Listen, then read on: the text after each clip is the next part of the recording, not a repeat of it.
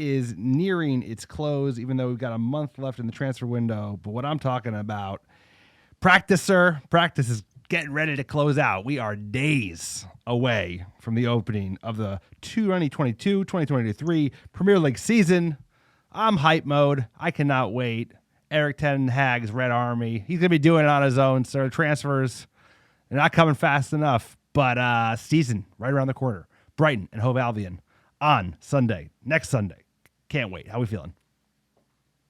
Look, Wrexham behind closed door today. Eriksson scored a goal.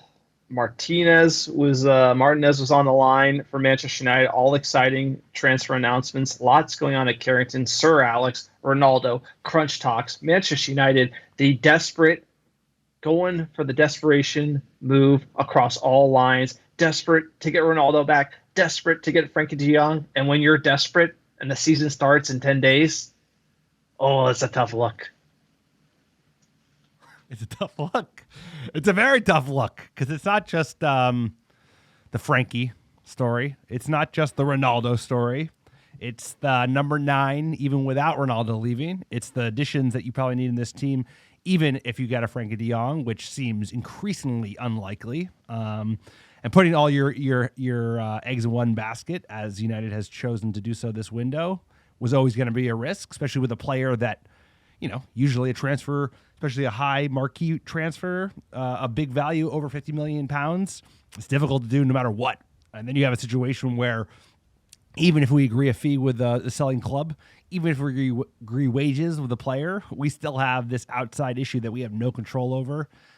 And it might be biting United in the ass. You don't want to call a transfer window. You can't really grade a transfer window until the window's closed, and we still have a month left. But that being said, the season starts sooner than it ever did. It starts a week earlier than usual because of the World Cup in Qatar. And this team, we lost 5 players that all featured last season, and we've only added 3. So right now at the moment, we are net 2 down, and a lot of work still to be done. Young squad, thin, very, very thin all around the board. I don't want to be negative. I'm excited about Erik ten Hag. I'm excited about what he's building. Discipline, accountability, rules. Got a lot of rules. I love it. But I'm just looking at front office, baby, because that's what summer is judged on. And right now we are floundering. But there's a month left. It's not how you start, it's how you finish, but not a lot of confidence that we're going to finish with a really marquee window like we need. So I'm getting worried. Because this Frankie story, I thought it was going to drag on because we were going to close it. Now it looks like we're not even... I feel like we're farther away than we were a month ago. Look, it's interesting times as a Manchester United fan. I think it's important that you don't grade the window till it's over. I mean, until the fat lady sings or the Sky Sports countdown hits, or the clock strikes midnight, the carriage turns into a pumpkin on Sky Sports Live September 1st, 2022. It's just the way it is. So some solid additions, though. I will say Eriksson, super pumped about that. And the biggest signing of all, Erik ten Hag, Mr. No-Nonsense FC himself, running the show. So you got to be able to look at the positives, but you also have to say, man, the front office is leaving it late and leaving a big hill to climb. Ole said mountains are there to be climbed. Maybe not with this squad, but there's some clear places we need to strengthen. Doing that earlier in the window benefits Erik ten Hag, makes his job easier. But I have to give a big shout out to the bald maestro himself, because could you imagine coming into a club as big as Manchester United after last season, the guy shows up early to work because he's like ready to go, and having everything going on around him right now, and he looks totally dialed in. Not fazed by Ronaldo, not fazed by Frankie de Jong, not fazed by playing McFred. He's going to get the best out of what he's got, and he's no-nonsense FC all day, and that's what I believe in. That's what I'm excited about. So I actually think the start of the season, I'm pumped for. It should be like seeing Ten Hag, like the fitness, the pressing. I'm really pumped for that Brighton match. I'm sure you're going to see us play much better than we did against the last game against Crystal Palace. That's what I'm excited about, and let's hope the front office can deliver some red meat to us fans who are looking for some transfers. And if we can do that in the right combination, we might be breaking on through to that top four, baby. Let's go. And that's it. You know, you made a great point. The most important signing of the summer is a Dutch player, and he doesn't play for Barcelona. He's not a Dutch player at all. He's a Dutch coach, and seems to be in the prime of his career. Seems to be exactly what this club needs, because at the end of the day, he's never going to get a first-class front office. We'll never have as good of a front office as the Scousers, as City, as other clubs around Europe with the Glazers. It's not important to them because they focus on that dividend. But we do have a top-class manager. He does seem to be given a high-level autonomy, good and bad, right? Maybe some of these transfers are dragging out because he's being stubborn about who he wants. You know, we've talked about this a lot on the pod. This is why you need a director of football that's seasoned, that has longevity in mind, that can be like, hey, man, I know you want Frankie de Jong, but we need a holding midfielder, and there are others available. Maybe we should look at other players. You know, we can't go all in. Whatever. We're all behind Erik ten Hag because that's all we got. That's all we got. He's the only one with some footballing expertise that is basically deserves to be there. Richard Arnold, he isn't qualified. He's proven it. Michael, what's his name? Murtaugh, he ain't qualified. Darren Fletcher, I don't even know what he does. He ain't qualified, but Erik ten Hag is qualified. He's got a squad of competent players. He needs more additions, but it's all about what we have today. I don't want to whinge all day. I want to talk about why we're positive. High work rate. There are players. There's talent in this squad. Not enough of it, but you know what? I have plenty to be excited about. I'm optimistic about the season ahead. I'm optimistic about him getting the most out of the players we have. But like you said, you want to have more to add to this squad because, dude, the season's thick and fast as is. And then, by the way, the Europa League season hasn't even dropped in terms of the schedule because they're still doing qualification games in August. But that gets going in September. So all of a sudden, you're going to be playing 2 games a week in the run-up to the World Cup. So there's going to be a lot of games, and we don't have a lot of players. Like I said, we lost Pogba, Lingard, Matic, Mata, and Cavani. All players, you know, none of them bang-on starters, but they all played a decent amount of minutes when available. We brought 3 players in. I like all the players. I think Lissandro is a player. Eriksson is probably the gem of the 3 that were brought in because he's Premier League proven. He's still got a lot of years left, and he's a top player. And then Tyrell's one for the future. But like I said, those are 5 out, 3 in. We need 2 more just to get to where we were last season. Work to be done, sir. There's work to be done, and a lot of that dead wood still has not moved yet. A famous man once said on the podcast, I don't want to whinge and then whinge. I can't help myself. Look, it's we have to so you got to crawl, you got to walk, you got to run. I think last summer, Sancho, Ronaldo, Varane, everyone thought we were going to win the league, right? This summer, some pragmatic business and a new coach. I think we have to revise our expectations. And my expectation is that we play a better brand of football. We're cohesive as a team without leaking like crazy, and we get all the nonsense out. And I think you have to give Ten Hag a season to do that. As tough as that is as a fan to watch, you got to let this man, you got to give him a season, get all the players in and out. He needs 2 summer windows to do that. He's given Maguire another chance. We'll see if he can change his tune. It's going to take longer than fans want. And obviously we want it all done this summer. We want it all done now. But if you take the long-term approach and we back this manager, you're going to see success at Manchester United again, because his attitude and how he's handling everything is absolutely top-notch. You got to take your hat off to Erik ten Hag.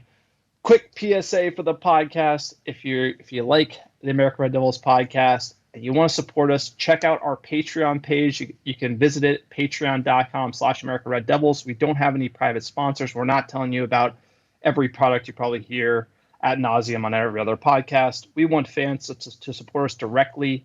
That way, there's no commercial influence on any of the hot takes we have. We can say whatever we want. We do a behind-the-scenes episode every month. You get more content. There's other benefits as well. Please check it out. Support the pod. Also, if you want to find other Muppets like yourself, check out our Discord channel. It's this great group chat. It's lively during summer transfer window. It's lively on match days. You can sign up. It's pinned on our Twitter profile. There's also a link on our website. Jump into the Discord chat and meet other Muppets like yourself. Also, check out our website, AmericanRedDevils.com. Click on store for our new Munich Memorial scarf. This year is the 65th anniversary of the Munich air disaster, a disaster that defines the history of Manchester United. We've made our best scarf yet. It's unbelievable. Please check it out. Everything you buy in our store goes to support this podcast. We also have a coupon code Muppet. You get 15% off any scarf, including the Glazers Out scarves, which are back in stock. Please check out our website. Everything you buy supports the small-time operation. Sir, tell them about iTunes reviews. iTunes reviews or a 5-star review of the American Red Devils podcast, wherever you listen, is a great way to support the pod. It costs absolutely no money.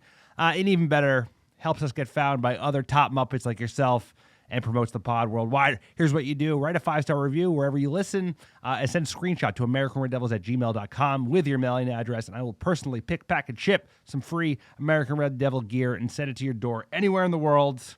We mean it. Send it globally just because it goes so far in supporting the pod. We've got a hot review, 5-star, from Skiballs903 titled, "Yes, sir, you fools are welcome to listen to. Loving the pod since I discovered it. I'm pretty sure my friends and I did a pod, it would probably be like this. These two nut jobs have me cracking up, make it fun, and manage to drop in some good insight as well. Keep up the awesome work, sirs, and go Reds, not you Cincinnati. Oh, and for the love of Alex, will somebody get these goofballs an air conditioner? Thank you, Ski Balls. Thank you, everyone that writes 5-star reviews. It's not too bad today. I got the window open. We're doing it remote because I've got a little bit of a cold, but the pod never sleeps. The season's coming thick and fast. And you're right. We know it's going to take time. I got nothing but time, sir. 8th place next year, don't matter. 10th place, 12th place, I'm all in with Erik ten Hag. I believe in what he's doing. I believe he's the man for the job. It's going to take a little bit longer because, you know what? We're dealing with the Murtaughs of the world. But, hey, we got nowhere to go, baby. Manchester United. I ain't going nowhere, sir. Long con, baby. How you feeling? I ain't going nowhere. Look, it's preseason. We're talking about preseason. Let's jump into this Aston Villa match. Manchester United finished off their Asian preseason tour. Jumping in the starting 11 here, Dave saves world number 1 in net. Delo at right back. Harry Maguire at center back. Lindelof, Shaw on the back line. We had Van de Beek, Fred, and Bruno Fernandes. Jadon Sancho on the right. Martial running in the middle. And Marcus Rashford on the left. Great lineup for preseason. Van de Beek slots in. Interesting that Van de Beek jumped in there. That's my only surprise change against Aston Villa. Tyrell took a seat. He had started the previous match at left back. Shaw had an opportunity to impress. He actually looked pretty good in the first half, was involved heavily, had the assist for Jadon's goal. And that's that front three, baby. That front three ain't going nowhere. Jadon Sancho, Tony Martial, Marcus Rashford. That's going to be the front three that we see week in, week out. Ronaldo's on the way out. I haven't heard about any new players coming in that are going to contribute to that front three. Anthony, that went cold. We'll talk about that a little bit later. But this is a starting 11 that's probably pretty close, minus Donny van de Beek. I think you're more likely to see Scott McSauce start against Brighton next weekend. But that's the 11, sir. Without a lot of additions, that's what we're looking at. All right, let's jump into the first half. First half, this was a muck of a match, sir. It reminded me of us playing playoff football back in North Jersey when the rains would come and then just the field was just torn to crap. I think they played a game the day before. It was in Perth on the west side of Australia against Stevie G and his villains. But United came out, similar style of play as earlier preseason matches. Good first half all in all for United. High line, quick one-touch passing, very direct style of play. Standouts got to be Sancho and Martial and Bruno. Those three continuing to impress. Even Rashford coming in a little bit and starting to not overthink it, which is good to see. Not playing like, hero ball like we've talked about. Him actually linking up pretty well with Shaw during the game. And it was a decent first half from United with some pretty horrible conditions. Some early chances. Actually, your boy Magoo had a decent header that was saved. Sancho had another good chance that was saved. And then in the 25th minute, we've been talking about that right side, United's pitch, all through Delo and Sancho. But actually, this goal came down the left. Something to do with that. But now it's Bruno Fernandes. Rashford is waiting. Rashford against Cash again. Shaw on the overlap. Shaw with the ball in. And Sancho scores. Well played, Luke Shaw. He picks out Jadon Sancho. And Sancho has really made his mark on this tour. That's his third goal of the tour. And United lead Villa 1-0. Just look at him coming round here, perfectly weighted as well from Marcus Rashford. And there is the aforementioned Sancho, who's hardly been in the game. Sir, scoring good team goals. And that's what you love to see. We've seen a lot of the two players that were involved early in this goal in Martial and Bruno. They've had a great preseason, but it went to the left. Marcus with a nice layoff to Shaw. Shaw with a really nice ball in, and then Sancho hammers it home, who has had a great preseason as well. Good to see. Really good to see. I know Shaw, especially when he's got players chopping at his position, we've seen flashes of brilliance underneath him. This was nice from him. Good ball in, and he also put together a pretty good first half. No. I mean, like, this is what we've been seeing in preseason. This is what's giving me encouragement for the upcoming season. Question is, can they all stay healthy? We do need depth, but Ten Hag's got the boys playing very well. He does. We had a little bit of luck in our second goal towards the end of the first half, but it was number 10, Marcus Rashford, involved again. Sancho makes the run. Rashford waits in the centre. Here's Marcus Rashford, and it ricochets in off Cash. Bizarre goal. Sancho to Rashford, ricocheted off Cash. It'll probably go down as an own goal, and United have a second before half-time. So certainly got some good luck, but the players that have been featuring well were heavily involved in this goal. Martial, Sancho with a good ball in. Rashford, hey, better be lucky than smart, even in football. Bounces off Cash in a fortuitous way, but hey, we'll take it. Right place, right time. Good goal, but the build-up was top. Great first half, 2-0. Like, this is running right. Like, we have all preseason. Let's get into that second half. Sir, enter that second half. It looked like a bleak day in Manchester. It was pouring down. The pitch was ripped apart. And unfortunately, it didn't take long for Aston Villa to pull one back in the 49th minute. Bailey. Little step over. Bailey goes for goal. Brilliant strike. Instant impact from the half-time substitute. Leon Bailey steaming up the right-hand side. Little step over and found the corner. So a disappointing goal because, there's been a lot of improvements in many areas of the pitch under the new manager. This is reminiscent. Both of our goals that we were conceded in this game were like vintage, weak goals, one from a set piece, one from open play. This is one where Shaw didn't do good enough, and then Lindelof one-on-one just doesn't shut down the man, just kind of keeps backing up, giving him too much space. Bailey with a nice finish. And they pull one back, but you would have liked to see United play a little bit more tidy. They were a little sloppy in this half. They let Villa come into the game. Villa was playing super physical and trying to push themselves around, but this is a goal that we need to work on, and it's just a little bit of organization. That's where we were weak. That's where we were weak last season.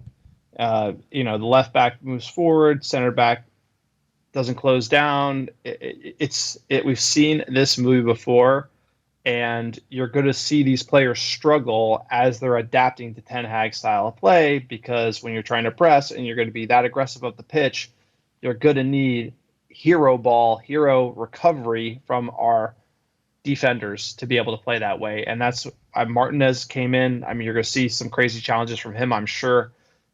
But, that's the consequence of playing Erik Ten Hag style. And if players aren't going to be disciplined in their positioning, they're going to sit down. Malacia and Shaw, I think it's going to be interesting to see how that plays out. With 20 minutes left to play, big subs from Erik Ten Hag. Bailly came in, Malacia, Varane, Telles, Wan-Bissaka, Elanga, Garner, Iqbal, Chong, and Hannibal all come onto the pitch. You love to see the kids getting their chance. Jimmy Gardner as well, coming back from that injury. And unfortunately, it was, you're like, are they going to give up a goal here late? We've seen United do that a lot. And 93rd minute. Bailey with the corner, a deep one. And it is headed in. Chambers was in there. And Villa pinched the equaliser right at the end. So it's So we've seen that goal conceded by this Manchester United side before. Center backs, it's not the starting pair, but you would hope Varane and Bailly could do a little bit better. You would hope De Gea, hey, he's not known for his physicality and his presence in the box. That's something that needs to be worked on. Ultimately disappointing because I think United probably deserve the victory at the end of the day, but they let Villa back into it in the second half, weren't as good with the ball, weren't as good in possession, didn't play quickly enough and gave the ball away probably too much, but we got to work on our set pieces. That is a known thing, and De Gea has to be a little more aggressive with these jump balls. Absolutely. And the one thing I always say about preseason is take everything with a grain of salt. You take the flashy play and the win against Liverpool, you take that with a grain of salt, and you're like, okay, yeah, Rashford's fit, Martial looks up for it, Sancho's up for it. Yeah, that's totally great. Are we going to be the best front three in the world? Like some of the hypium I've seen on social media, it's never as good as social media says. It's never as bad as social media says. And look, De Gea definitely gets blocked off. He definitely ducks, but we're talking about practice. I don't expect De Gea to go all in here. It is preseason. There is an element of that. So I'm just going to take it with a grain of salt. What I imagine is you're going to see a lot more energy from United's attack. You're going to see some questionable positioning when we get caught out because it's a new style of play. And De Gea, TBD, but these corner goals, it's been a symptom of this team. And until we see an improvement, it is a concern. So exactly what you would expect to see under Ten Hag, especially there was no open heart surgery. We're playing with pretty much the same set of players. And we've seen that fitness is better, attacking energy and chemistry is better, but the defending, for me, that's lingering. Set pieces, switching off, that's a symptom. We're going to have to see how that transfers to this proper season against Brighton. Also, preseason, we played Wrexham. We won 4-1. Eriksen had the free kick, obviously behind closed doors. Cristiano Ronaldo watching on, I'm sure, wearing some Gucci sunglasses and looking very Ronaldo-esque, somewhere up in a box, maybe with a monocle or something like that. Lisandro Martinez, he started at the back line. Apparently we played pretty well. You love to see that. You love to see it. Like you said, we haven't had open heart surgery yet. We only had one new addition headed down under when the boys went to Southeast Asia and beyond. They're back in Manchester. They played New Boys Wrexham with their famous owners. And Christian Eriksen, he was announced yesterday officially. Lisandro Martinez, he was announced officially today. And they both featured. You love to see Eriksen scoring from a free kick. Lisandro gets some minutes, probably playing that left-sided center back. And then Ahmad with a goal, Garnacho with a goal, finally getting some minutes. Rumor is that there was a player that was supposed to feature in the preseason game, but because he was late to a couple of meetings, didn't feature. My hunch is that was Garnacho, but he finally got a chance to feature and scored a goal. So this is not a top side, but it's just more about team getting the minutes and certain players like Garner, like Varane, like the new lads, Christian and Lisandro needing minutes. So, sir, Erik Ten Hag is not shy about the boys playing lots of football and making sure that they get the fitness up. And that's going to be the priority heading into the season is the players that we have. We want them to stay fit and we want them to be as fit as possible because there are so many games, and we still have Europa League. We got Hans and Franz to worry about as well. Exactly. I like the commitment to fitness. Apparently this is supposed to be played by the youth team or have more youth involved, but Ten Hag wanted to get the new signings some minutes, trying to get everyone fit for the season. I think it's all hands on deck. I really do like Erik Ten Hag's approach. That covers the preseason. We got two games coming up this weekend, back to back. That'll be interesting how that is handled. Probably two separate starting 11s. I imagine that's how Ten Hag is going to be looking at it. We're playing at Atletico Madrid, 4:45 a.m. Pacific, Saturday, July 30th. And then we were playing Rayo, I can't pronounce that, Vallecano, 8 a.m. Pacific, July 31st. And then that's it. Brighton, Sunday, August 7th. It's on like Donkey Kong. We're playing for keeps already. I cannot believe it. The summers go so fast here. But again, pod never sleeps. We're here the whole way. We're going to be getting you a season preview podcast this weekend. and the Brighton preview podcast next week. Lots to break down, lots to talk about. We'll see if there's any movement with Ronaldo or Frankie de Jong, etc. That being said, let's jump into transfer Muppetry.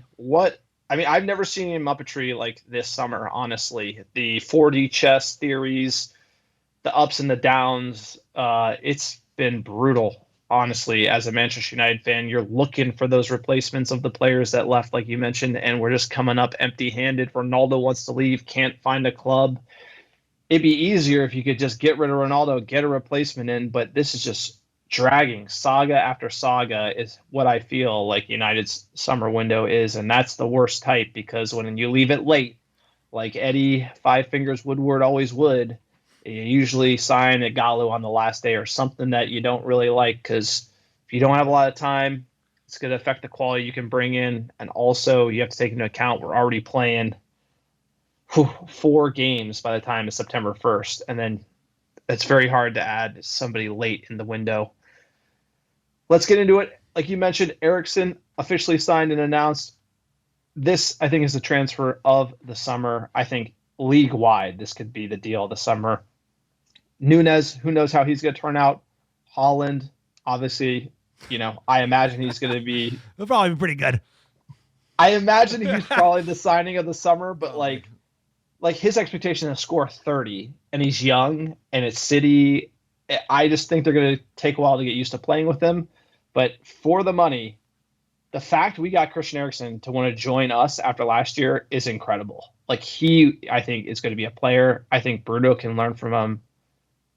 I really do think that Eriksen's going to be the signing of the summer when we look back on it. Even if Frankie de Jong comes in, I just think Eriksen will be ultimately a better player for United. Bruno can learn from him. That's the type of player we're talking about here. So I'm super pumped about Eriksen. Then Martinez, we've been talking about him. We signed him 5-year deal, $120,000 a week, option for an extra year. Everyone making fun of him because he's short. I'll evaluate him, but I imagine he's starting against Brighton with Harry Maguire. So it'd be nice. That's your captain you're talking about. Have to agree with you. I think for the money, Christian Eriksen could easily be not only our best signing of the summer. I mean, of the 3 to date, he's the most exciting. But pound for pound, just a great transfer. It's got to be the Ajax connection, him wanting to work under Ten Hag. The money probably wasn't bad as well. But with the ever-increasing likelihood that Ronaldo leaves this summer, plus the players that we've already lost in the Mata, Matic, Cavani camp, like, there's going to be a leadership vacuum. Eriksen helps fill that. There are players that can help learn from. He provides just more options for the team. You give an option to Bruno to rest Bruno. You could play him with Bruno, especially if you had Frankie behind them. Even still, I would like to see a Fred, Eriksen, Bruno midfield. That would be exciting. But great transfer, great free transfer, the type of players that we need to be bringing, especially when so many bodies are needed. And then Lissandro, expensive, sure. Probably the second most expensive defender we've bought other than Harry Magoo, your boy. Little lad, everyone's talking about that, but his aerial duel success rate is very high considering his height. He's a warrior called the Butcher. I'm excited about that. And in the prime of his career, right? 24 years old, ready to make the step up. We lost our tatted up Argentine in Rojo. He was a mixed bag. Hopefully Lissandro can just come in right away, be that left-sided center back and contribute to this team. I think his high physicality, high athleticism will do really well in the Premier League. And play next to Magoo, who's very good in the air, right? Like, Harry's got a lot of issues, but he's certainly good in the air. His aerial duel rate's very high. So the two of them together could be a formidable duo. Yeah. I'm trying to be positive. Sure. They said be positive. I was told to be positive. I understand. So my only nit against Martinez is, first of all, we're going to see him play and you're going to know. But that price tag isn't give him a year, let him get up to speed in the league. That price tag is he's coming and doing a job. $55 million. That is you could have got Pau Torres. That's apparently what the scouts wanted. That's what we were slated to do. Ten Hag wants his man, his guy, and I think there is a lot of value to that. But that price tag is a do it today. Do it against Brighton. You're the man. It's your position price tag. that is where I think there might be an issue, because I do think he's probably going to need time to adjust to the English Premier League, given all the different dynamics and the physicality, etc. For me, it's the price. 35 million, wouldn't be saying that. 55 million, you got to come in and do the job. That's my only nit. Eriksson, great deal. Martinez, I love the player, but it's just the price tag, and it's the Glazers' money, so who cares? All right, we're talking striker replacements for a day. People were talking about Benjamin Sesko at Red Bull Salzburg. We were he's on our radar. Ronaldo might be leaving. We got to look at replacements. We're talking about Anthony. We'll get to that a little later. Sesko, I literally watched the video, and he's nobody. Like, absolute nobody. He's just a tall Slovenian striker who's 19 years old. He might turn into somebody, but I'll tell you what, if you watched Holland when he was 19, he was miles ahead of this guy. He's really tall. The highlights are very thin. Not a lot of footage. He is raw as hell. And the idea that we're going to be even rumored to be linked with this guy in the same sentence as getting rid of Ronaldo is a laugh. Facundo is ahead of this guy as far as development. So I do not mind being linked to him. I do not mind buying him. This is maybe this guy could play under 21s, play in the youth side, and then come in 4 years. You know what I'm saying? This is a long term, like, to talk about him in the same breath of like a replacement striker. He couldn't play at this level. If you really look at his ability, it's not there. So we're just going to move on, because that was just we weren't seriously linked to it. I think there were some rumblings. Maybe our scouts talked to his agent. It just seemed to me like that was BS. Getting into something more pressing, Anthony from Romano. This is from today. He says, quote, "Let's see if Ajax decide to negotiate with Manchester United or not. At the moment, there is no bid from United. The agents of Anthony are pushing since the beginning of July for Ajax to negotiate with Manchester United and not to have a stance on price. So essentially, Anthony wants to move. His agents want the move, but Ajax not willing to play ball with United. They sold us Martinez, so they don't want to sell all their best players to us. And then more recently, Ajax said they just raised their price tag for him from 80 million euros to 100 million euros, because they're basically saying, hey, if you really want him, you got to overpay. I think that was their position on Martinez. I really do think they said, hey, if you want to pay top dollar, we'll sell him, but anything less than top dollar, we're not going to sell good players from our team. That is their position. Anthony, again, not worth 42.5. Like, watch his highlight videos, like, not worth it. He's like a poor man's Richarlison, who hasn't played in the APL. Richarlison went for what? 45. 45? Like, you should be signing Richarlison then. This one is, again, Eric Ten Hag guy, but 100 million euros, give me a break. No, 100%. This is fuck you pricing, right? This is what happened when Leicester City and we come calling for Harry Magoo, and they didn't want to sell him, and they gave us fuck you pricing, and we were dumb enough to pay fuck you pricing. So, like, if we could do anything, there's one thing to buy a player, but you buy a player for over his value. It's too much on the player. It cripples the team, right? Because you have less budget to use elsewhere. And as soon as they said Harry Maguire is 80 million pounds, we should have said, hey, he's a 45 million pound player max. We should have moved on, and that would probably have been the best for the club and Harry. Same with Anthony. Like you said, he's a 40 million pound player max because of potential. This is just, they don't want to sell him, so let's not go after him because there are other players available. And it just doesn't make any sense. Like, Ajax have already lost 4 players. They lost their coach, and they don't want to lose this winger. So I think we should look elsewhere. This is a case where, you need Eric to lean on the front office a little bit and say, who else we got? Who else in the queue? Who fit the profile? Who's underlooked around the world that we can kind of bring in as a like-for-like or close replacement? Because it can't just be the former players that he played under at Ajax, especially when they just raised the price again by 20 million. That's preposterous. Move on. Yeah, and they're not going to sell from us for a fair valuation makes sense. They're defending their team. They got to make Champions League. They got money to make too. All right, moving on to everyone's favorite transfer saga, Frankie de Jong. This week, Xavi came out, talked about how he liked Frankie, but the financial situation at Barcelona. We're hearing rumors that Barcelona can't register these players if Frankie de Jong doesn't take a wage cut or isn't sold to Manchester United. The position is the same.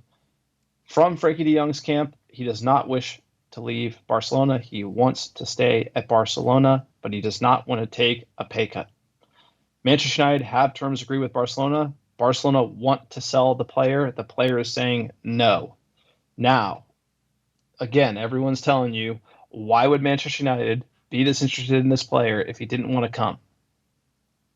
And the answer is, somehow through back channels, they must know that he wants to come and he's only playing hardball with Barcelona over wages. That's what the theory is. Again, this is a game of chicken. Like I said, it's kind of like watching a divorce go, and you're trying to pick up the scraps. You're waiting for Who you're gets trying the to pick house? up some. Who gets the house? You're waiting for someone to get divorced, then buy their house on the cheap or something.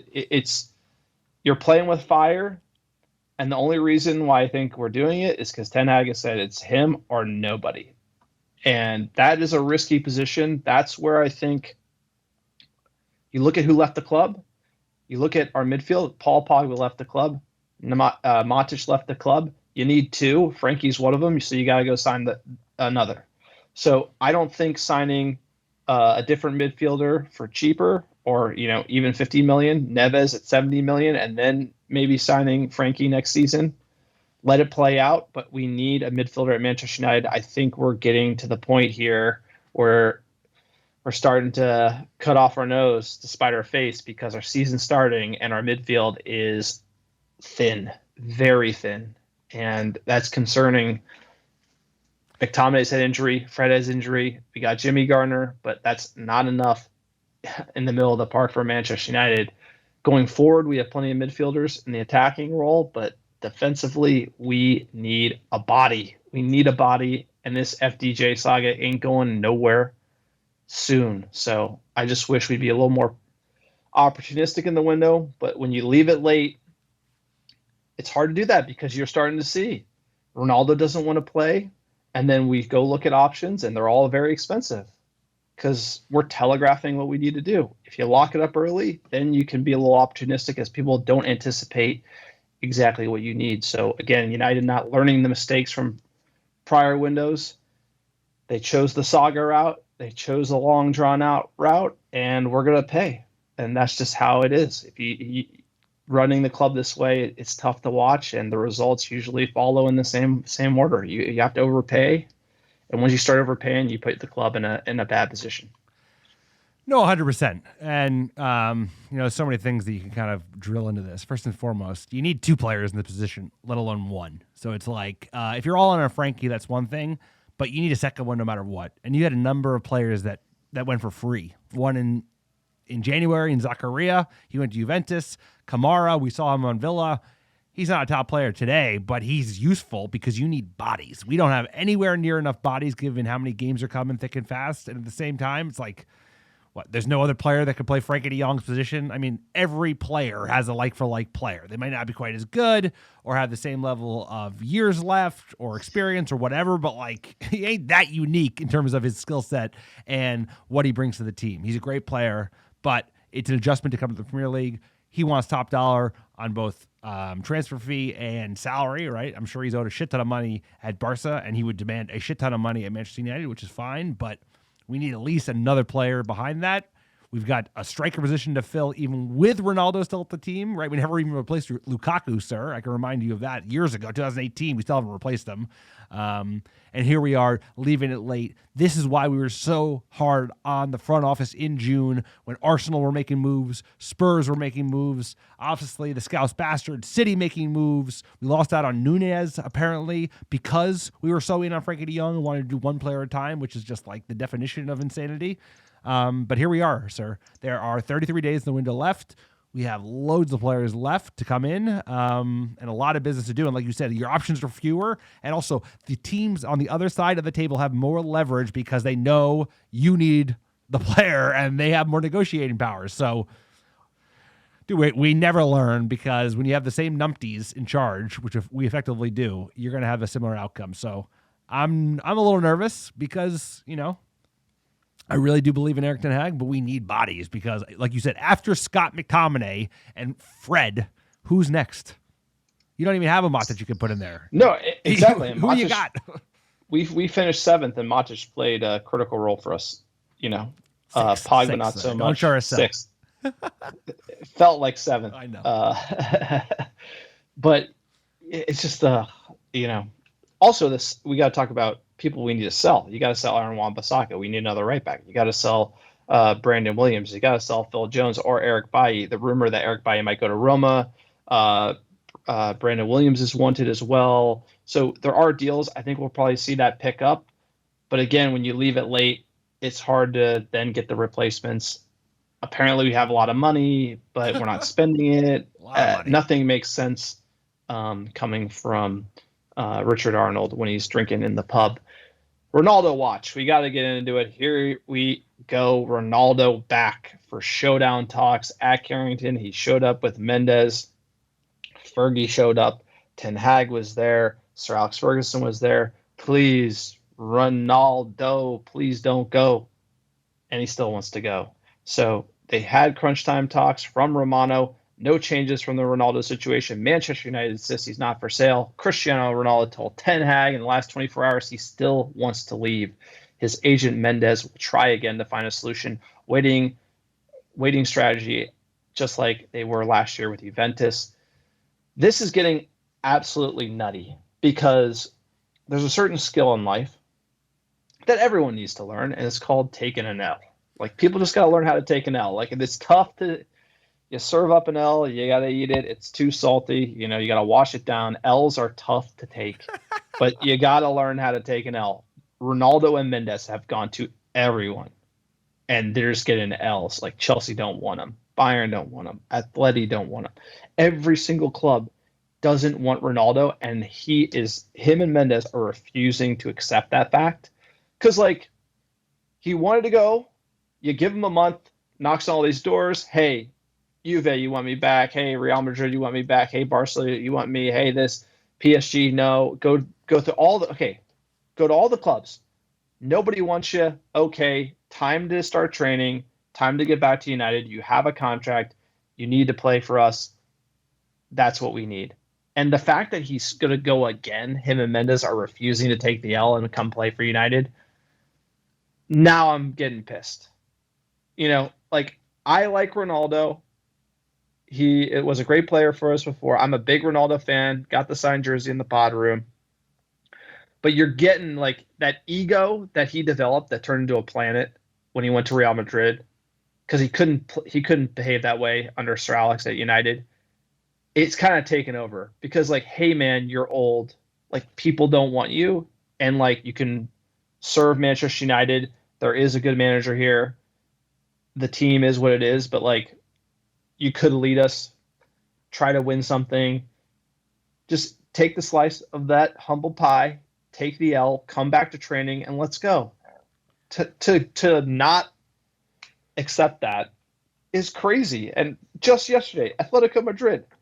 I don't know who invented this story about Ronaldo to Atletico Madrid. It's not true. Serving up another L. Bayern director, again, we discussed Ronaldo. I consider him one of the greatest ever. We came to the conclusion, despite our appreciation for Cristiano, he does not fit into the philosophy of our current situation. Nobody wants Ronaldo, and Ronaldo still won't play for Manchester United.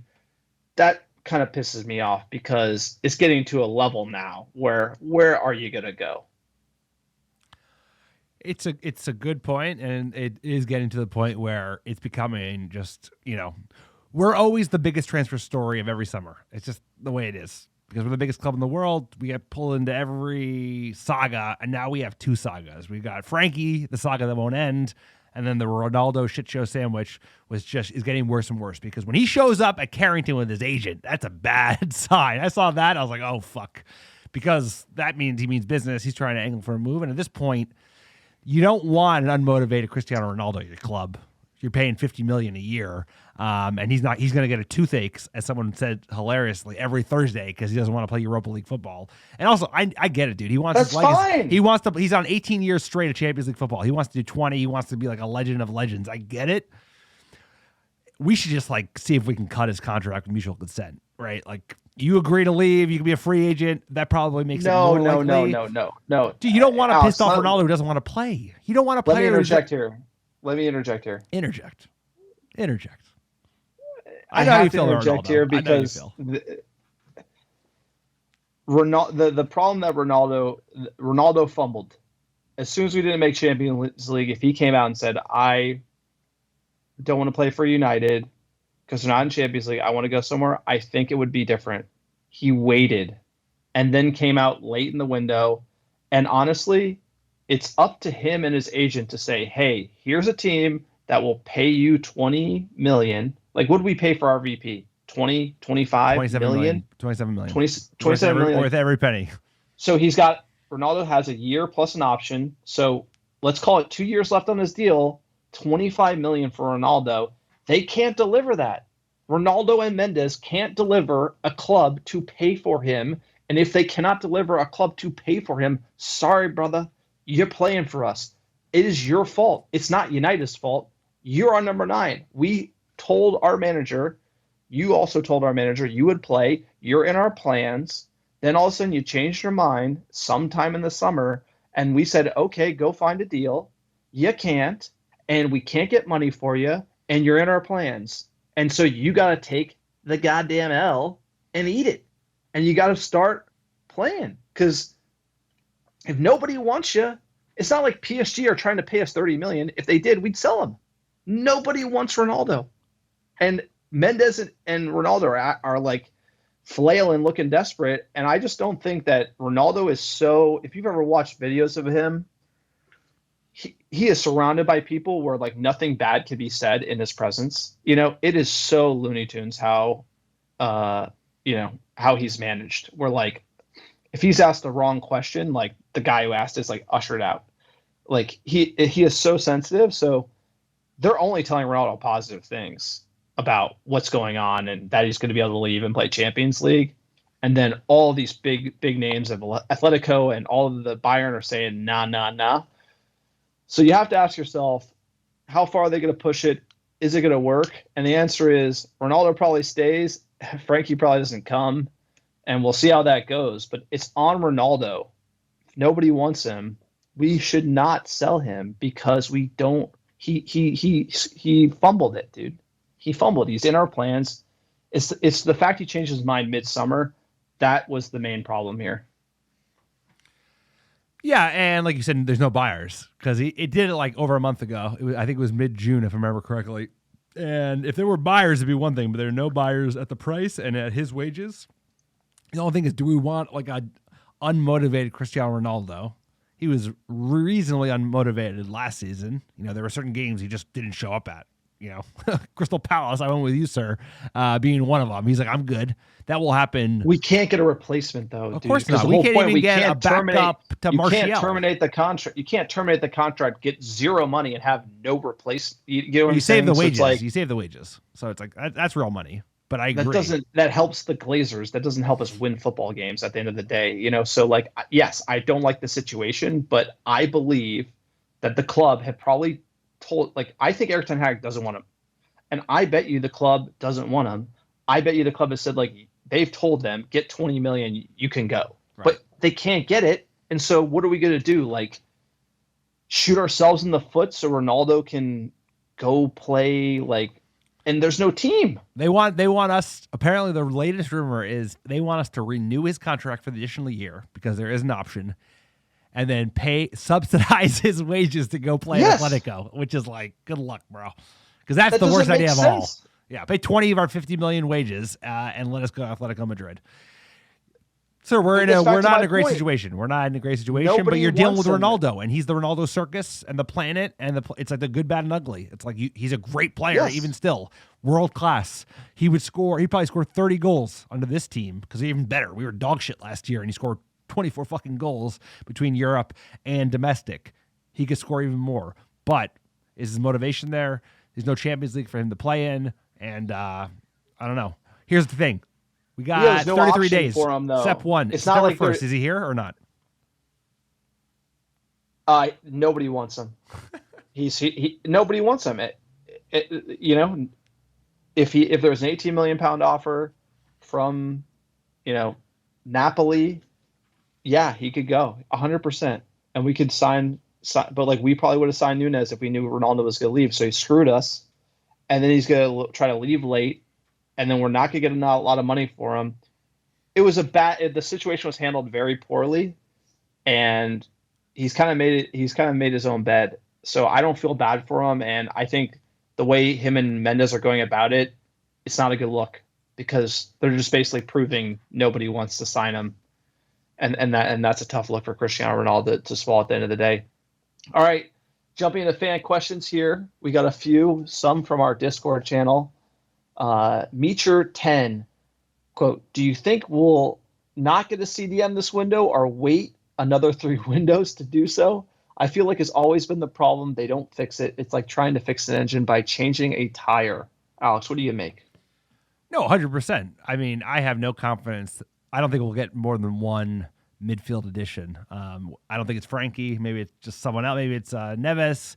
But like I said, we haven't replaced Lukaku. Matic needed to be replaced years ago in terms of having someone come in, learn from him, and then move Matic out. And it doesn't look like we're going to replace Matic as kind of your destroyer CDM. So that's how the Glazers have liked to run this club, as cheap as possible, maximize their own return, put as little dollars in and take as many dollars out as they can. So I would imagine they're going to do the bare minimum. And right now we're below the bare minimum. Like I said, we're net 2 down of actual starters or squad players. And I don't know any other players that are getting close. It feels like we're like Antony, 100 million. That ain't happening. Neves, half the time we hear that he doesn't, not Neves, De Jong doesn't want to come. Barca don't want to pay him. What a shit show that is. Barcelona are just signing players left, right, and center. And I thought they were bankrupt. I don't even know what's going on there. So we're not in a great situation. It's bad. And we're leaving it late. Quote, will you guys continue to this is from Cantona from the Discord channel. If you're not a member of Discord or you don't know what it is awesome. We have 700 Muppets talking about everything from transfers to memes, everything. It's a riot. Cantona from our Discord channel, will you guys continue to support the J Ling's clothing line now he has moved onto higher heights at Nottingham Forest? Sir, hold on. Are you getting your new J Ling's jeans? Not to speak. If I speak, I am in big trouble. In big trouble. I'm not hearing anything, sir. Trouble. It's you can't hear the soundboard, sir. It's the Mourinho big trouble. I got nothing good to say about J Lings. He should have been sold years ago. We should have let him leave and go to West Ham. I'm just from a joking standpoint.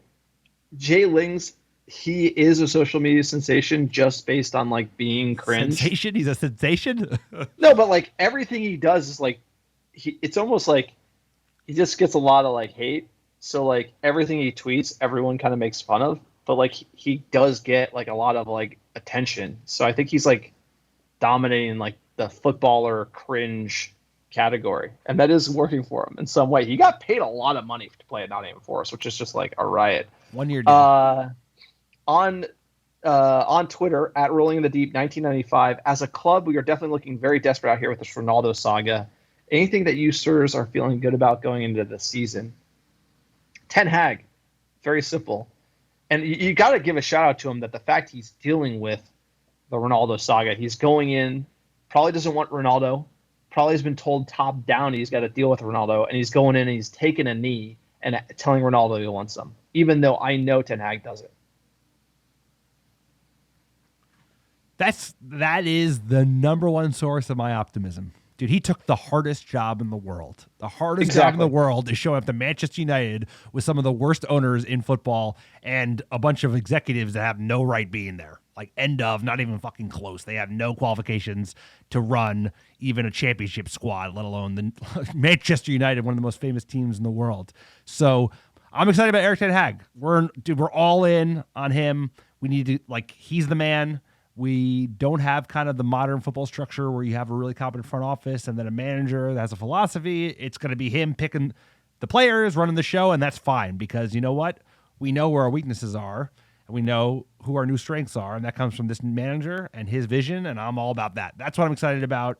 If we had like Ole around or even like Poch, I would not have the level of excitement I have because, hey, we're probably going to finish like 8th this season, and I'm still excited because Rome wasn't built in a day, and this team has been a lot farther down than we even were last season. So this is Manchester United. We never die. We've got the greatest fans in the world, the greatest club in the world, and it's always darkest before the dawn. And last year was pretty dark, but there's promise here. Seems like it gets darker every time we say that. We've been saying that for like 3 years. Next tweet at AB_man99, quote, considering we finished outside of the top 4 and we haven't improved that starting 11 in any meaningful way, do you think Ten Hag is in for a rude awakening in the Premier League? I don't think he is. I think when they communicated to him, like, they're not expecting him to finish top 4. And if they are, they're idiots because they haven't backed him at all, as the question kind of asked. But I think our fans, we need to do ourselves a service and not expect top 4. We are not. This team is not good enough to finish in the top 4. Like full on, not even close. We brought in 3 players, lost 5. We're down 2. I would love to just see better football. I don't think we'll finish better than 6th. I could see us finishing as low as 8th. And that's fine because I'm here for the long haul. So I think the fans are in for a rude awakening because we're reactionary, dude. It's social media days. It's like everything. You're only as good as your last 5 minutes. So I think people are going to be disappointed. There are going to be people when we go through rough patches that are going to be calling for his head. And they shouldn't because, dude, this is going to take time, especially given who's around him and who he's got above him, which isn't very top. Yeah, for me, it's like we've been watching this team for almost 20 years. And we obviously Sir Alex and, even their rebuilds with Sir Alex. And it was, he was just able to get so much out of players. Like he could get a team playing on such a level and they shouldn't even have been anywhere near that level of just like the raw talent, like Darren Gibson, like Tom Cleverley, like players like that. I think Ten Hag has that as well. It's just, he's going to change the style of play. We don't have a lot of new players. We do have like a few who kind of know him and know that style, not enough. And so this season is going to be us struggling to play this new way while Ten Hag figures out who can actually, who's not a bluffer. I think backing Ten Hag gets you, exactly what you're going to get. You're going to get a football team over time that is no nonsense. There's going to be no Harry Maguire leaking. Like if Harry Maguire doesn't like change his tune like 180 degrees, he's out like next summer. 100%. I agree that Ten Hag's gave him another shot, but that's a great example of a player. Like if you're out of position or you're not fit or you're not buying in, like you're gone. And Ten Hag is that guy. So it's a process. And so where we finish doesn't really matter to me. I just want to see that process unfold in a no-nonsense fashion. And when I say no-nonsense, I mean that the front office and the Glazers don't get in the way. So when he says I need to get rid of Maguire, they do. Because I do think this team is going to look a lot different at the end of the year than it does now, and we're going to play a lot better at the end of the year. But you're going to see a lot of Luke Shaw out of position, Lindelof making the wrong tackle, conceding, us struggling with this new type of style of play like we did under LVG. It was really boring.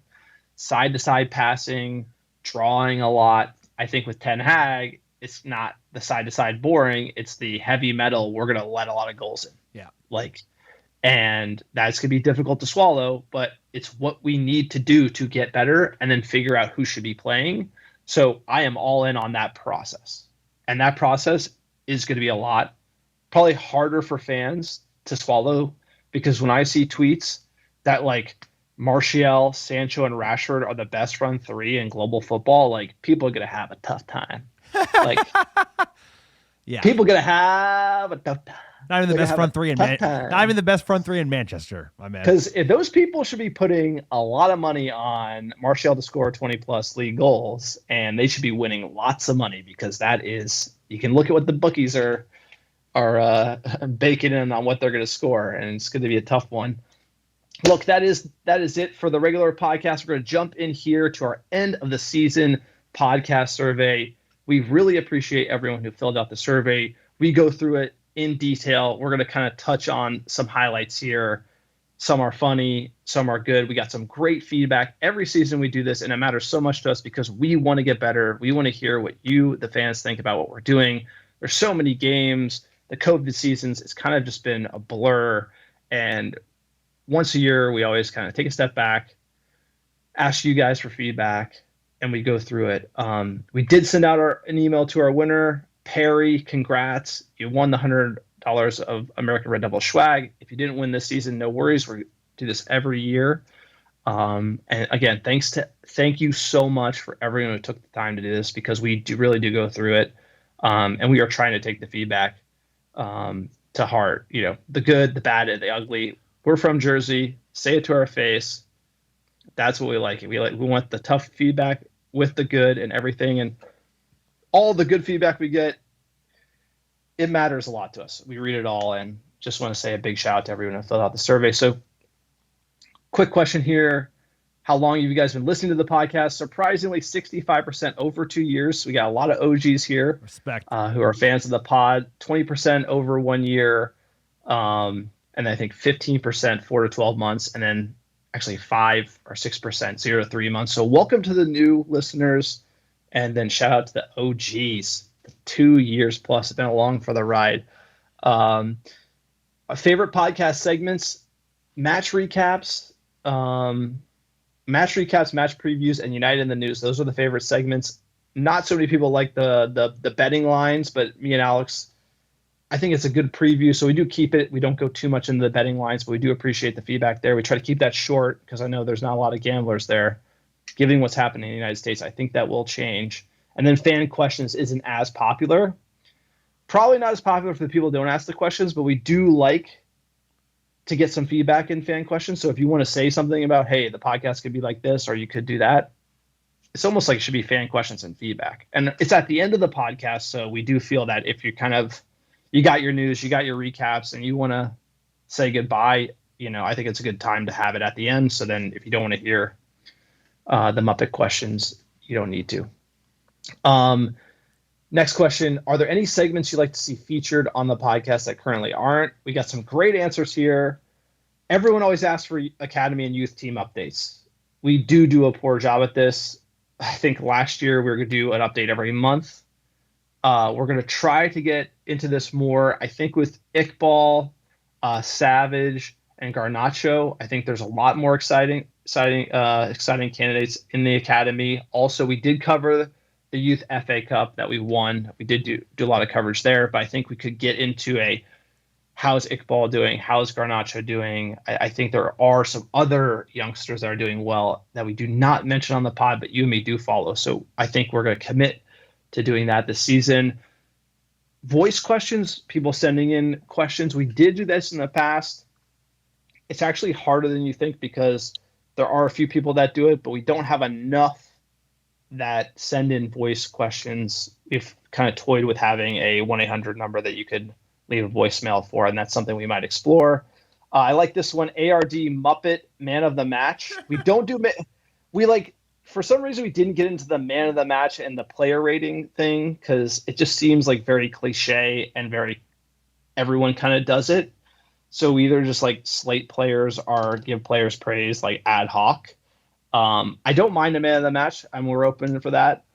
Someone recommend Glazers Out Corner, just doing a segment on the Glazers every month about the financials. I think it might be better to put all the Glazers content in a set segment because, Alex, we get into the Glazers so much during the pod that people say it kind of feel like I've heard it before. So maybe we just put that in a segment. I thought that was a great idea. People ask for more stats, deep dive on player backgrounds, more history. We're definitely going to be getting back to history. It's just been a crazy schedule. Usually we did those in international breaks, but But this past season, the U.S. men's national team was qualifying, so we did less history. So we'll be back to that, the history segments. And then somebody wanted a silver lining segment because we've been so negative lately. So we're going to do our best to be positive. Last year sucked, so it was just like a real tough season. And this has been a shit summer. It's just one of those things where it does get difficult as a United fan, and it's not like we're rooting for, a team like Everton or something. It's like we're rooting for the greatest football team of all time, and the standards are like off the mark. It's pretty tough pill to swallow. It's what hard, do you think of those? It's hard to drink a dog shit smoothie and tell you it tastes sweet. Like we're trying to be more positive, especially around the manager. But great feedback. Academy, we could do better. I love the man of the match. We can't hire a Glazer hate. I can't. We just know too much. And history. The history of this club is incredible. The history of this club is a great reason why it's one of the finest clubs in the world. So great feedback across the board, sir. We asked, what do you like most about the podcast? A lot of love the banter, the biased, unfiltered content, couch side vibes of my two favorite sirs. People mention the consistency of release, like we're always on it after matches. That's because we got that pod bunker, so we're always ready to go. Somebody said that it's just two Muppets who are fans of the club talking. Feels like a conversation I could have with my friends. Another person said your authenticity. It's not two pompous wankers. You're straight up one of us and act as such. And that is kind of what we committed to, is like we're not trying to outsmart anyone. We're just trying to be ourselves and just like we talk about United. This is exactly how we do it. We literally get upset at each other. We get mad about different takes. It's like a riot. That's just who we are. Oh, they love it. Chemistry and how honest and authentic you are. I love how the pod never sleeps. You're the only Manchester United podcast I found that dives into the club's finances. We tried to do that as best we can. And also people said they like the hatred for the Glazers. When people said, what do you like least about the podcast? And this is what I'm interested in. Someone said our team sucks. I thought that was a riot. That was pretty funny. And a lot of people saying the negativity. They said, I think there could be too much negativity. The Glazers are horrible owners, but not everyone associated with the club is bad. Which I do agree. But for us, it's hard not to talk about the state of Manchester United without the Glazers. So I think we're going to commit to trying to find the right balance going forward. And we did get this we are taking this feedback to heart. The cursing, every year we get this. Again, it comes down to the authenticity. If we're going to curse, we're going to curse. We apologize, but it's just a thing where we're like, we just want to be authentic and just say it like we would. And we got young kids. I can't curse I can't curse in my house anymore. It's like the only place I can curse is the pod room. So I'm sorry, but it's like there's only one place I'm allowed to curse, and that's like this bunker, and that's it. So it comes out sometimes. It's also like a football fan pod. So, it's kind of like you're drinking beers with your buddies at the bar. It's like people are going to curse. I think cursing on podcasts is pretty universal in sports. It's just, unfortunately, that's one thing we're not going to change. I don't think we curse like this podcast. I don't think I said a swear word. Somebody check me on that. I did. I think you did, but like we try not to. But when we're pissed, it comes out. Like dog shit smoothie. That's a good one. Someone said sometimes it literally sounds like you're legit mean to each other. It's sometimes hilarious, and sometimes it's like, did he take it too far? Yeah, that's you, bro. So long story short, that's you. I've known this guy since like sophomore year of like high school. So like when you know someone that long, and by the way, we're from New Jersey, so it's like people from New Jersey, I don't know, very populous state, a lot of people, so you learn how to just like kind of just like slate each other, and it's usually funny. Alex takes it. I mean, like I probably do it to you, Alex, more. We are good friends, so it's just the way we are. It's just if I can clown on you, I'm gonna clown on you. It's just the way it is. It goes back to high school. We were clowning on each other playing North Jersey football. It just I could definitely see when I came to California and I would make a joke at somebody and they were like, that hurts my feelings. And I was like, oh my God, you would have had a tough time in high school in New Jersey. It's also just like a type of relationship. It's cultural. We're like also it's the Jersey thing, but it's also like we're very close buddies, and we have a relationship where we're there for each other, but we all also bust a lot of balls. Like we break a lot of balls, and we do it on the pod, and that keeps it light. But it's all in fun, you know. It's all. I also feel like I do it on the pod more so purposefully, you do it more so. You can't say anything back.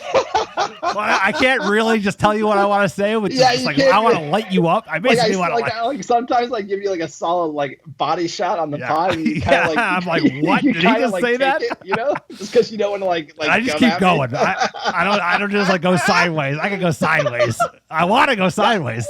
Yeah, you want to go let's go. What did he say? Yeah. No, but that's also a part of it too. Is sometimes trying to get you fired up on the pod is also fun. Another comment recently: there's too much complaining and negativity. You go on the back room and board and the coaches every week. We hear that. The negativity. It was a certain period. I really do believe the period of time. It's hard to disconnect because you and me are trying to be really authentic. We're not just going to come on here and just tell you what you want to hear.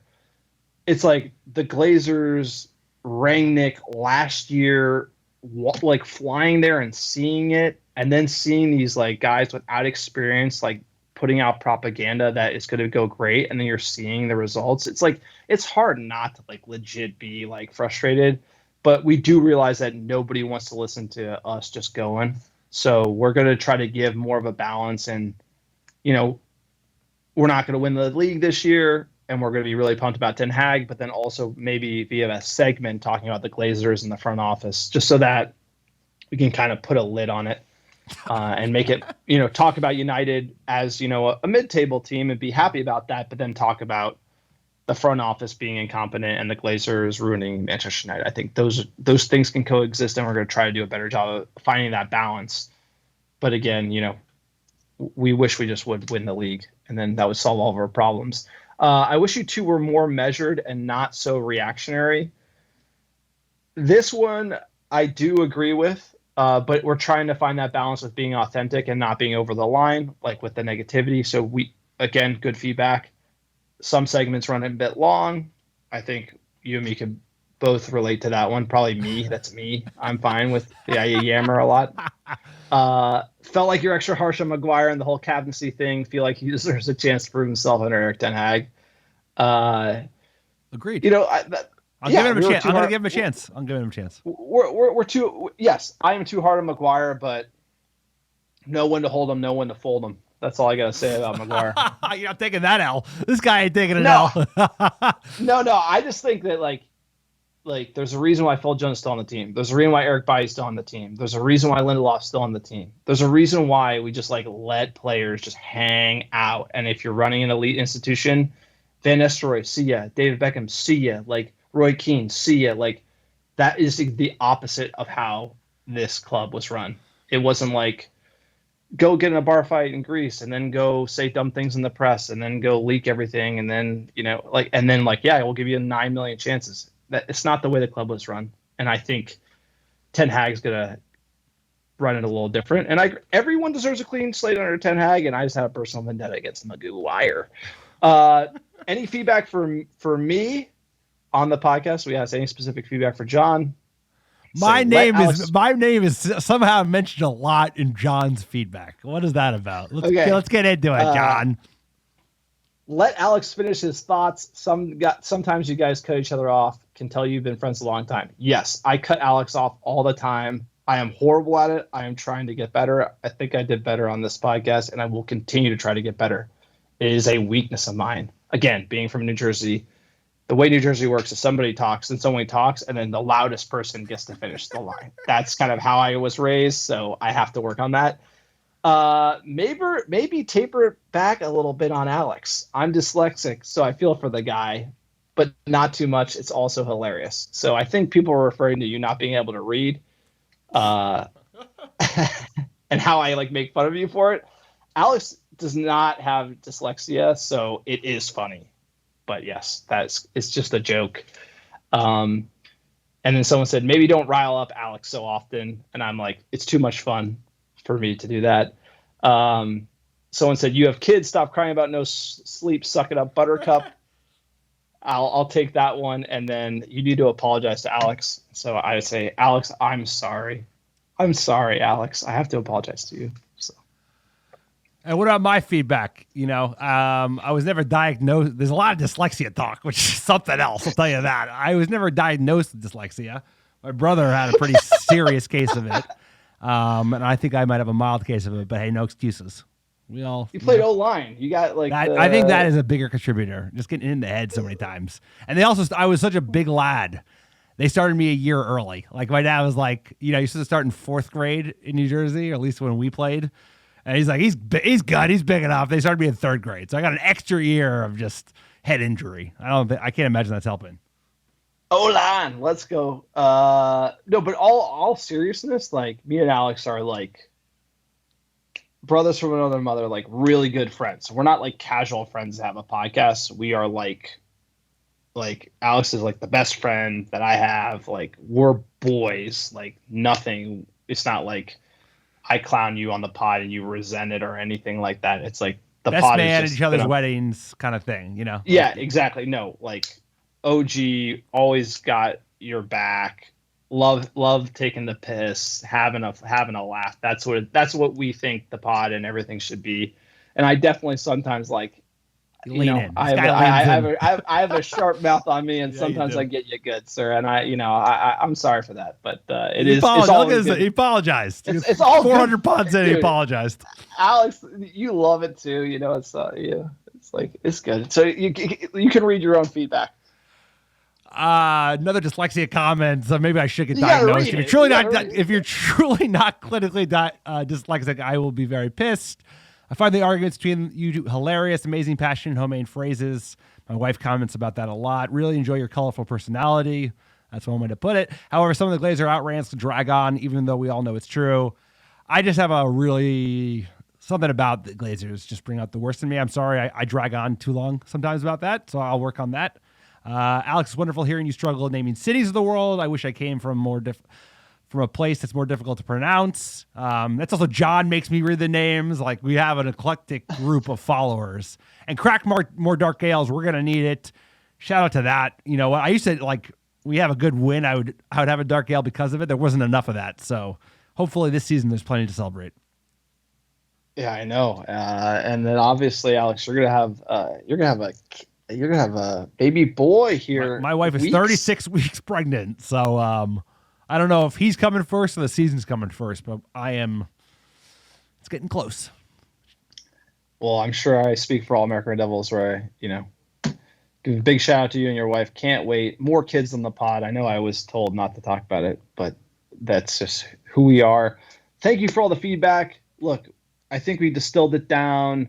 Some great ideas for segments. The negativity. How can we not be negative after that last season? That was that's the word. Like, also taking into account that we watch every game. Like, when I wasn't doing a pod, we would just I'd watch I couldn't watch them all. Like you can't, but we watch every game. And getting up at 4 a.m. and seeing that last year was brutal. I'm not gonna lie, like that. So suck it up, Buttercup. Look, it's in your feedback. Suck it up, Buttercup.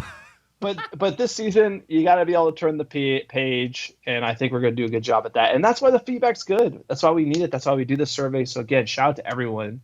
I'm sure a lot of other pods wouldn't be talking about negative feedback on their show, but that's the connection we want with the fans, and we want to be able to hear it all, and we want to get better. Nobody's perfect. We can improve, and this show is for the fans. We are basically funded by your support exclusively. That's the way we want to run it, and we want to hear the good, the bad, and the ugly. And when United sucks and the Glazers suck, and we're just yammering on about it, we want to hear that. That's great feedback. And onwards, upward this season. 10 Hag, save us, Hag. But that's it. That's the pod. We're for fans by fans. Check out our website, AmericaRedDevils.com. Support us on Patreon, patreon.com/AmericaRedDevils. Write a review, subscribe wherever you listen. Alex, give us those top downloads last 7 days. Who's ready for some mispronunciation? Look at this town from Canada. Oh, my God. They picked it out of the top of the letter just to make it as hard as possible for me to pronounce. Number 1, How you doing? Top 10 downloads last 7 days. A Tobachoke, Canada. Dude, I don't know. St. Louis, Missouri. Los Angeles, California. I can't laugh it up, bro. We're switching next season. Batavia, Illinois. Vero Beach, Florida. Brisbane, Australia. Kearney, New Jersey. Langley, Canada. Jesus Christ. Wyandotte, Oklahoma, I think. And last but not least, Charlotte, North Carolina. Appreciate all the American Devils listening week in, week out. We could not do it without you. Exciting times ahead. Finding the balance. We like the feedback. We really do. We want to get better. We're not going anywhere. This pod brings us so much joy. This team brings us so much joy. And, sir, looking forward to this season. Eric Ten Hag's Red Army. Let's go, baby. We're going for top 4. Goalposts have officially shifted. I think top 4 would be a massive achievement this season. All right, sir. Take us out. What song you got?